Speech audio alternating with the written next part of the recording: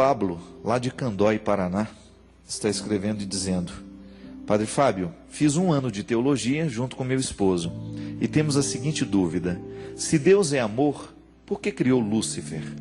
Deus não poderia ter perdoado?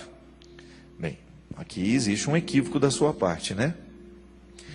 Dentro da teologia, em Gênesis, né, quando nós compreendemos este início do mal no mundo, isso é muito complexo, viu? A gente vai explicar aqui de maneira muito simples, mas isso não é tão simples assim.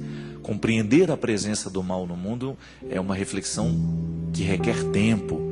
Mas lá na Sagrada Escritura está lá, de maneira bonita, muito poética, que Lúcifer é um anjo criado por Deus que se rebelou. Ele quis ser como Deus. É interessante porque quando a teologia nos diz que Lúcifer quis ser como Deus, ela está nos fazendo entender que ele negou a condição de criatura. Ser criatura é sofrer de limites. Eu tenho limites. Eu não sou igual ao meu Criador. Eu sofro de limites. Isso não é problema. Ter limites não é problema.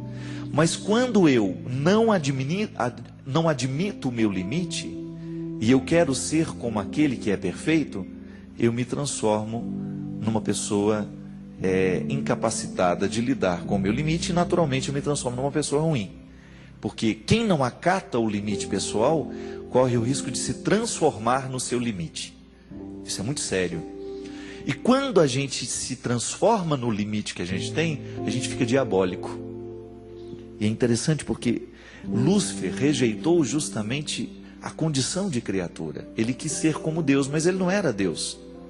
Então ele vai agir como se fosse Deus, só que motivado pelos seus limites. Então tudo que ele fará será tendencioso a prejudicar, porque se eu não aceito o meu limite e eu ajo como se eu não tivesse o meu limite, eu começo a prejudicar as pessoas que estão do meu lado. É interessante porque, compreendendo assim, nós vamos na raiz do que é diabólico. O que é o diabólico? É o que quebra a sequência das coisas, é o que quebra o vínculo, é o que prejudica a proximidade, é o que estabelece distâncias. E você já observou o quanto que na vida nós podemos viver essa condição? Aqui não é que Deus não quis perdoar a Lúcifer. Foi Lúcifer justamente que não quis receber o perdão. Ele não quis se reconciliar com o seu limite. Porque receber o perdão é reconciliar-se com o limite. Então o outro perdoou o mal que eu fiz contra ele. Então eu tenho a oportunidade de me reconciliar com aquilo que me incomodou. Eu fiz, errei, pedi perdão, recebi, consertei dentro de mim. Mas a partir do momento que Lúcifer não aceita esta reconciliação, então ele se transforma dentro do contexto da teologia, das igrejas, e não é só da teologia cristã. O diabo está presente em muitas outras culturas que nunca falaram lá de cristianismo, e você identifica sempre uma presença do mal, né?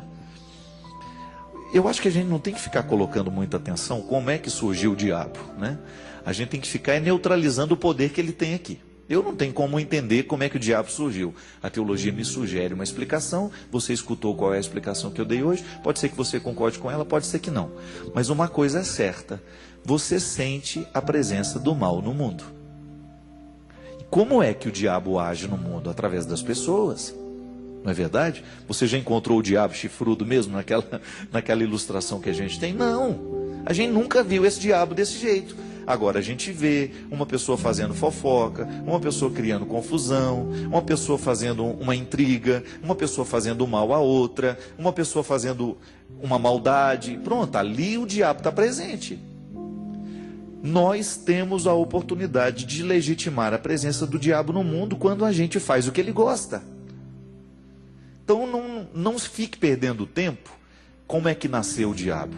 Fique perdendo tempo e se ocupando de como o diabo ganha oportunidade no mundo a partir de você. Então, se você percebe que você está fazendo coisas ruins, que você está sendo maldoso, que você teceu um comentário que não foi bom, não edificou, cuidado, o diabo está agindo através de você. O diabo age, minha gente, através das realidades. Quando você percebe que uma pessoa está sendo induzida ao mal porque a outra estava parecendo boazinha com ela. Quantas pessoas ruins entram na nossa vida com a carinha boa, sorrindo para a gente, e depois dá a rasteira, comete a atrocidade. O diabo entra na nossa vida através das drogas, dos vícios, né? Quantas pessoas destruíram a sua vida, estão destruindo. Às vezes você que está me assistindo agora, toma consciência disso agora. Meu Deus, eu estou destruindo a minha vida com esse vício. Eu estou perdendo a minha inteireza. Eu estou fazendo sofrer quem eu amo.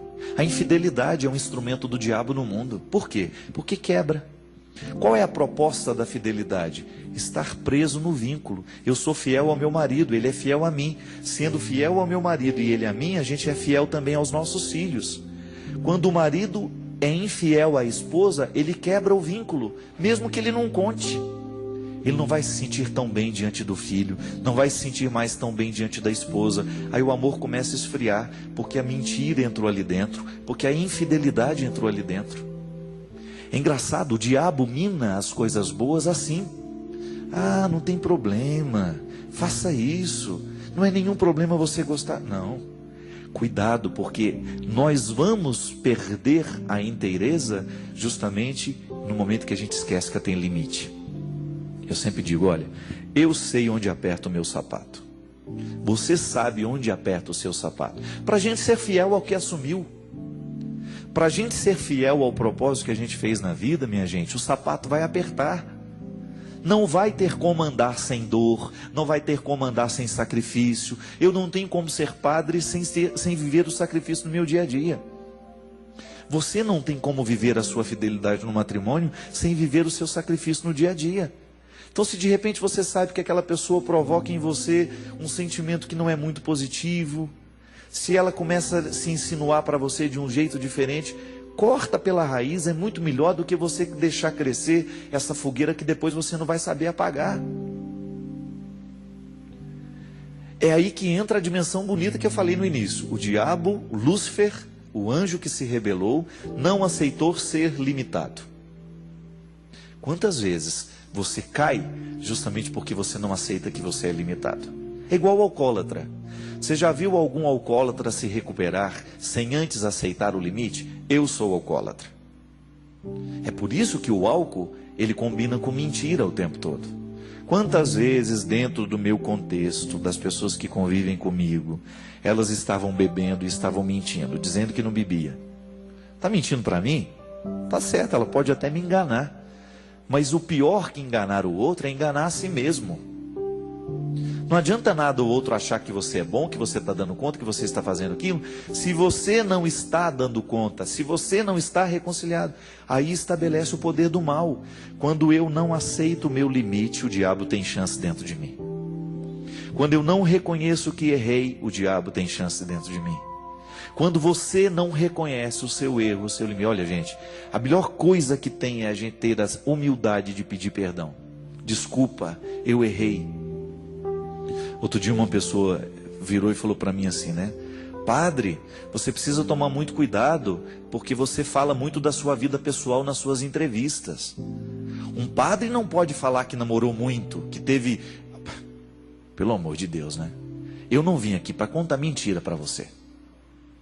Qual é o meu interesse em ficar criando um personagem para você? Nenhum. Porque no dia que você descobre que eu não sou o personagem que você achou que eu era, acabou tudo que a gente fez aqui. Eu tenho que me reconciliar com a minha vida. Eu tenho que me reconciliar com o meu passado, com a minha história. Se eu não tiver os meus limites na mão, minha gente, eu não tenho condições de continuar a minha vida hoje. Se um dia eu caio numa situação e eu não tenho coragem de contar para as pessoas que eu amo, para as pessoas com quem eu estou comprometido, que eu errei, eu perco a minha autoridade, porque o diabo ganha chance dentro de mim. Esse processo novo da vida, quando você vive um processo novo, eu estou vivendo um processo novo, é nesse momento que o diabo vai criando brecha para entrar, para poder atrapalhar, porque não quer ver a nossa felicidade. Mas como é que ele vai agir? É através de nós mesmos, quando nós permitimos que realidades que não são parte do nosso projeto comecem a minar o que a gente faz. Então você começa a ser infiel, porque você permitiu ficar olhando de um tempo mais demorado para aquela menina que lhe atrai. Você começa a olhar para o rapaz, sabendo que não pode, mas mesmo assim você fica atraída por aquele jogo de sedução. Daqui a pouco, eu ouso dizer que a traição começa na hora que a gente começa a permitir olhar para o outro. A castidade vai embora na hora que você começa a olhar para o outro de um jeito que você não poderia olhar, não é verdade? Se existe uma pessoa que representa perigo para a minha vida afetiva, para a minha vida de castidade, eu tenho que ter sensibilidade de colocar um limite para aquilo. Os meus amigos que vivem a castidade sabem disso. Todos nós que somos padres, que somos religiosos, que lutamos para viver essa dimensão da vida, nós sabemos quais são os limites que nós temos. E todo mundo cai nisso, mas cai como? Às vezes nem é na prática, minha gente. Cai na permissão. Claro que a castidade é muito mais do que uma restrição à sexualidade, né? Isso é um detalhe dela. Quantas vezes você encontra um pastor, por exemplo, que não tem nenhuma restrição à vida sexual? Por quê? Porque ele se casou, ele vive as duas dimensões bonitas do sacramento, a dimensão unitiva, a dimensão procriativa. Ele faz da sua sexualidade uma experiência de amor com a sua esposa. E, no entanto, ele tem um discurso maravilhoso, ele tem uma experiência de Deus belíssima. Por quê? O amor o faz o viver, essa união carnal o conecta ainda mais a Deus. Então não é a restrição que dá ao padre alguma autoridade, não. É o que ele faz dessa restrição, é o valor que ele busca, e isso é bonito. O amor carnal é bonito, nós não vivemos uma oposição a isso, não, pelo contrário. O amor carnal que você vive no seu relacionamento, ele é lugar da sua castidade também, sabe por quê? Porque aí você dilata o conceito de castidade. Castidade é você ser do outro. Então você vive a dimensão bonita da sua castidade dentro do seu casamento, mesmo que você faça sexo com a sua esposa. Porque você se desdobra no amor que você tem à sua esposa, ao amor que você tem aos seus filhos. Então você não trai a sua esposa porque você também não quer trair o seu filho. E aí nós vamos descobrindo que a presença do mal no mundo está justamente no momento em que nós nos esquecemos disso. Então, eu deixo de cuidar do meu jardim, aí ali começam a crescer as ervas daninhas.